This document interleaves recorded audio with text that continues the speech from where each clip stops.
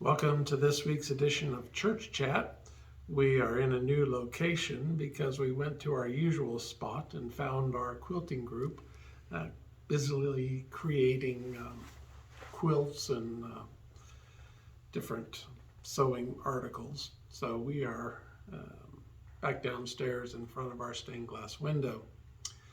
I hope you have found this short series useful in identifying pivotal moments in Bible history to kind of get an idea of the ebb and flow and changes that happen over time. So if you've been with us, you know that our first week was with Adam and Eve as they went from paradise to sin and being kicked out of the garden. And then the second week we were with Abraham as he moved from Haran to Canaan, and that was the origin of the promise, which will come into play in this week's episode. And then last week we were with Jacob and Joseph as they went down to Egypt, largely due to a drought and Joseph's miraculous rise to being second only to Pharaoh. So that brings us from paradise to the promise and down to Egypt. And all through this, I've been reading excerpts out of the translation of the Hebrew Bible provided by Robert Alter. And as he transitions from the book of Genesis to Exodus, he actually includes a little insert to show that there is a change and to comment on that change, on that pivotal moment. So I'll just read a couple sentences, hopefully it will be clear, of why he thinks this change is so significant. He starts off his introduction to Exodus with these words.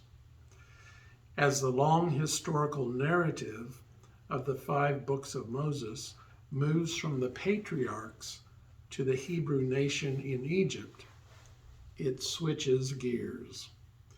The narrative conventions deployed, from the type scenes and thematic keywords to the treatment of dialogue, remain the same. But the angle from which events are seen and the handling of characters are notably different. So early in the book of Exodus, we of course find Moses, and he is a Hebrew born amongst the Hebrews, but then through a quirk of fate and his mother's schemes, he ends up being raised as an Egyptian. Now, what Genesis and Exodus both sort of skip over is what happens to the people of Israel in the 400 years between Jacob and Moses. They talk about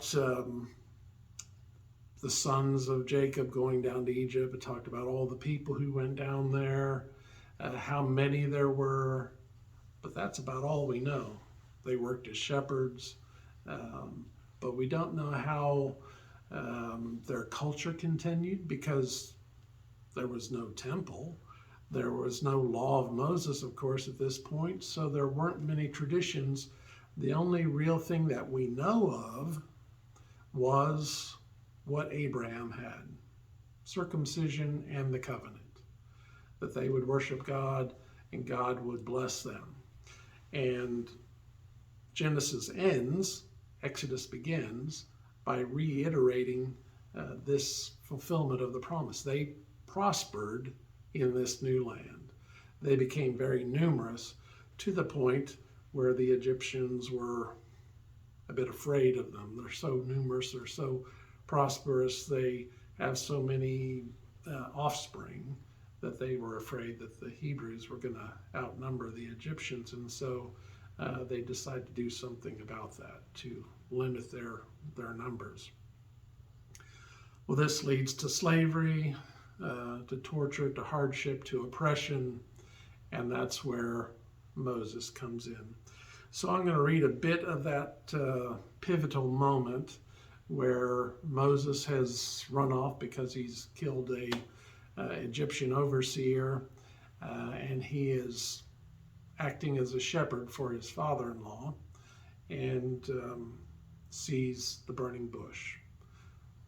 So before this moment, the people of Israel are in slavery. After this moment, God sends a deliverer to lead them out of Egypt. Pivotal moment.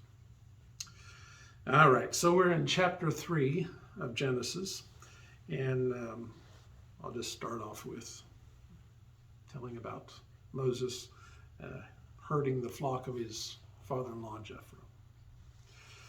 And Moses was herding the flock of Jethro, his father-in-law, priest of Midian, and he drove the flock into the wilderness and came to the mountain of God, to Horeb. And the Lord's messenger appeared to him in a flame of fire from the midst of the bush. And he saw, and look, the bush was burning with fire, and the bush was not consumed. And Moses thought, let me, pray, turn aside, that I may see this great sight, why the bush does not burn up. And the Lord saw that he had turned aside to see. And God called to him from the midst of the bush and said, Moses, Moses. And he said, here I am. And he said, come no closer here. Take off your sandals from your feet, for the place you are standing is holy ground. And he said, I am the God of your father, Abraham, the God of Isaac, and the God of Jacob. So God's covenant, God's promise extended to those three. And so it ties all of this narrative back to that original covenant, that original agreement with those patriarchs. And Moses hid his face, for he was afraid to look upon God. And the Lord said, I indeed have seen the abuse of my people, that is in Egypt, and its outcry because of its taskmasters.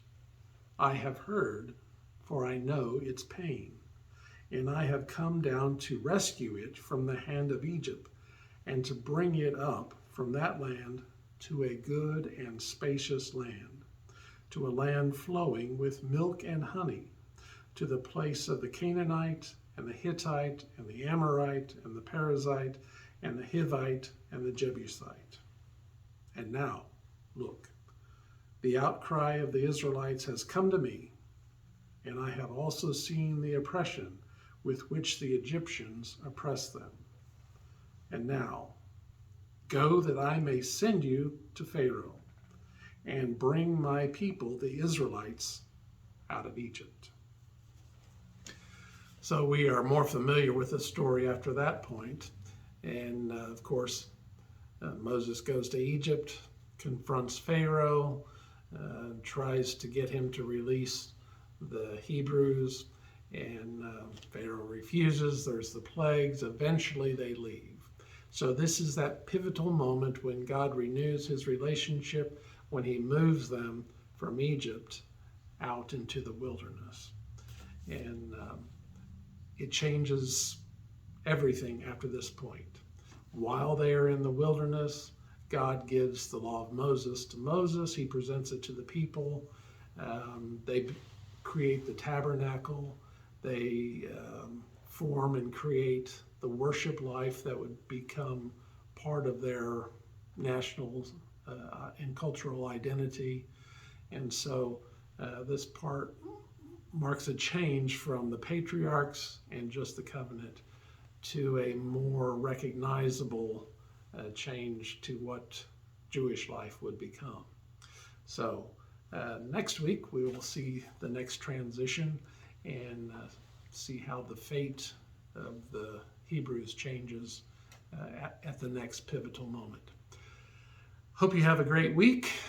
Go Chiefs. They're playing for the AFC championship. Hope they beat the Bengals. Stay well, update your vaccines, And we'll see you next time on Church Chat.